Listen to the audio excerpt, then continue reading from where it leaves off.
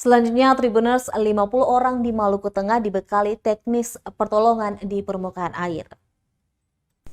Sebanyak 50 orang anggota potensi SAR dibekali teknis pertolongan di permukaan air. Di antaranya anggota TNI Polri, Tagana, mahasiswa pecinta alam, dan organisasi potensi SAR yang ada di Masohi, Maluku Tengah. Kegiatan itu digelar kantor Basarnas Ambon di Gedung PKK Kabupaten Maluku Tengah Senin 21 Maret 2022.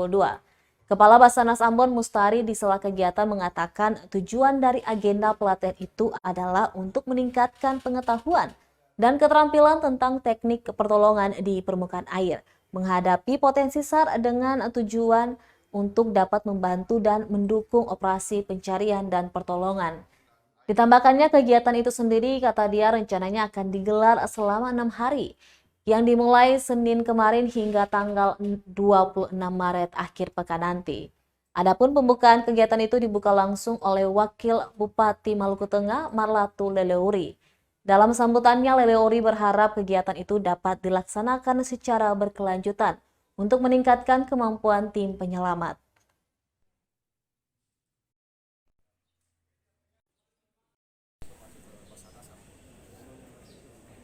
Memang fokus sasarannya di atas permukaan air ya, kelompok nelayan dan masyarakat.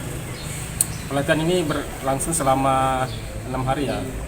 Kita akan memberikan materi terkait penyelamatan. Jadi pada saat ada eksiden masyarakat yang mengalami kecelakaan, ia bisa memberikan bantuan pertama pada masyarakat yang tertimpa kecelakaan itu. Minimal mungkin dia memberikan informasi ke Basarnas bahwa ada kejadian seperti ini khususnya di Masohi atau Maluku Tengah. Kemudian Basarnas langsung melakukan respon pertolongan. Jadi dengan pelatihan ini akan bermanfaat sekali buat masyarakat di Masohi sebagai perpanjangan tangan. Jika ada sesuatu kejadian di perairan khususnya di Maluku Tengah, mereka yang tidak sudah latih bisa memberikan langsung pertolongan kepada masyarakat.